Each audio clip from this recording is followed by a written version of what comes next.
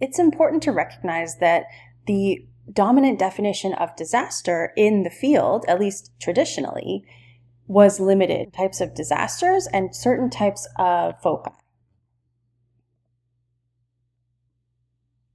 And this theoretical orientation shaped the methodological approach as well, in terms of how research information was collected. Because of the theoretical emphasis on how people, communities, and organizations respond to disasters after they happen, researchers were looking to explain collective behavior like panic and groups and networks that emerge, like groups of volunteers who search for survivors or who provide aid. These scholars weren't asking questions about why the disasters occurred, how they could have been avoided, and why disasters impacted people in the same societies in different ways. And we'll talk more about this later when we discuss how social conditions are actually the root cause of disasters. So this theoretical approach led to rapid research practices. Researchers would go into the field right away after the disaster, stay for a few weeks, and try to collect as much data as they could. And they often did this through open-ended interviews because they wanted to access people's common understandings and interpretations of what they had just experienced, how they were making sense of their reality. And in this way, the methodology was influenced by the sociological tradition of symbolic interactionism, which assumes that people make meaning in their everyday lives through interaction with others.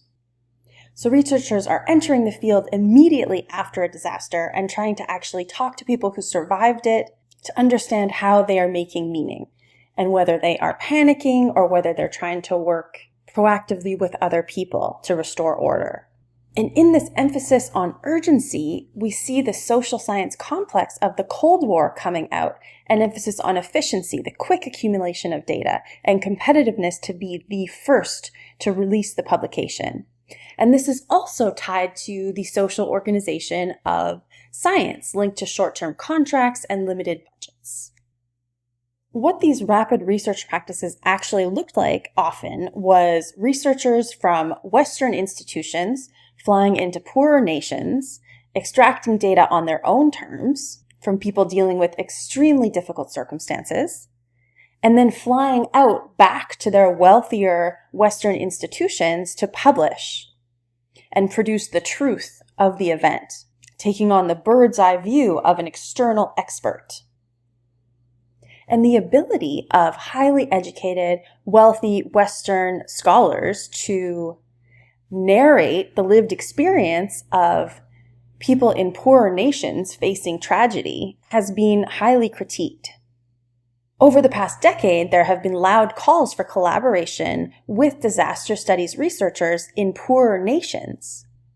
Scholars from across continents have written a manifesto to demand change. It's called Power, Prestige, and Forgotten Values, a Disaster Studies Manifesto.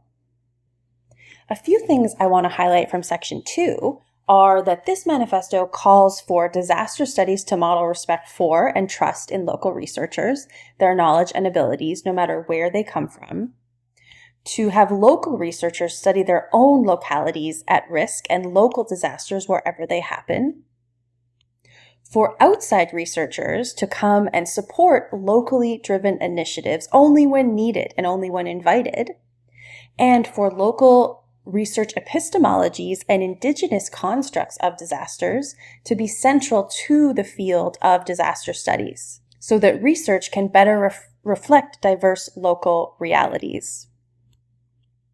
So as Western scholars flew in for a few weeks at a time to study disasters in poorer nations, they brought with them their own theoretical lenses that often didn't align with the realities of the societies they were supposed to be studying. So in item 2.4, you have scholars demanding that local ways of knowing and seeing be drawn upon to write research about local disasters. So we've talked about two limitations of the way the field of disaster studies became institutionalized.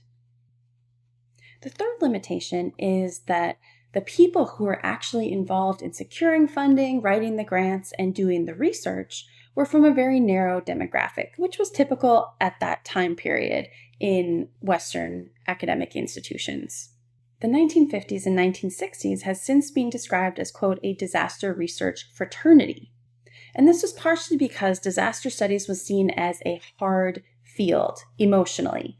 As Kathleen Tierney explains, it was believed that men were, quote, better able to cope with the hardships of post-disaster field work, unquote. So there's some gendered assumptions here about femininity and masculinity and what men and women as a binary are best suited for. And these three limitations that I've discussed, the limited definition of disaster, the methodological approach emphasizing rapid research practices, and the narrow demographic of researchers themselves, led to the fourth limitation, which is that most disaster research until the 1970s or 1980s did not study class, gender, race, sexuality, ability in relation to disaster contexts. They also didn't ask questions about structural inequalities in societies leading up to disasters that exacerbated the disaster impacts themselves. And so this is what we are going to turn to now, the more recent research that does highlight social inequality before, during, and after disasters. Now we're going to talk about some recent important developments in disaster studies. In particular, these developments have highlighted the role of social inequality and social organization in shaping disasters and have been really useful in analyzing pandemics. We're going to talk about three conceptual shifts. Let's begin by looking at hazards versus disasters. These terms are often used interchangeably in the media and everyday discourse, but actually they mean really different things. A hazard refers to an ongoing condition that has the potential for causing a disaster. Many regions of the world are exposed to hazards all the time with this potential. In Vancouver, we're exposed to earthquake hazards. On Vancouver Island, they're exposed to tsunami hazards. In general, coastal areas of the world are exposed to hazards from potential hurricanes and coastal flooding. Flood hazards exist along most rivers and streams, and technological hazards exist in areas close to nuclear and chemical facilities. The terms hazard and disaster are not interchangeable. A hazard, as I mentioned, refers to the potential for a disruptive event to occur. But a disaster refers to what happens when that potential is actualized. On the next slide, I've included some key criteria for what constitutes a disaster.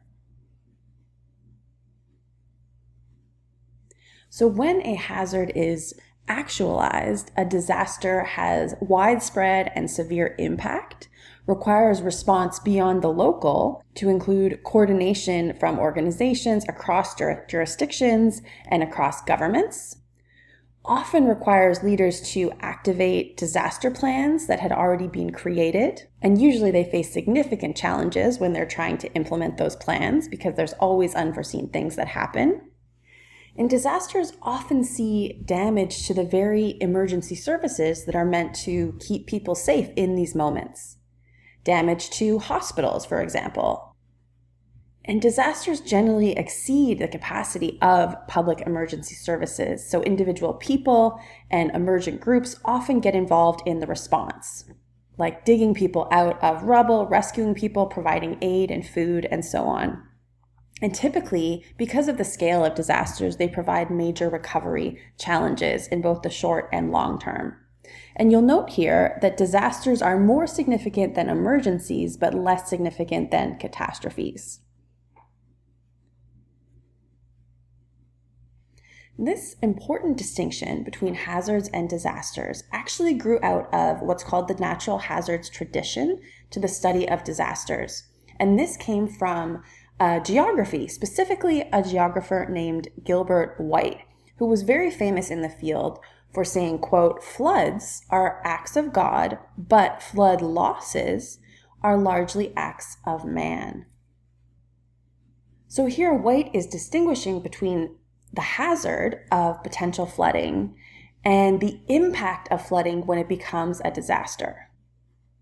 And he's making this provocative claim at the time in 1945 that humans actually have a lot of control over whether a hazard like a flood becomes a disaster. And to understand what White means here, we need to talk about the idea of vulnerability.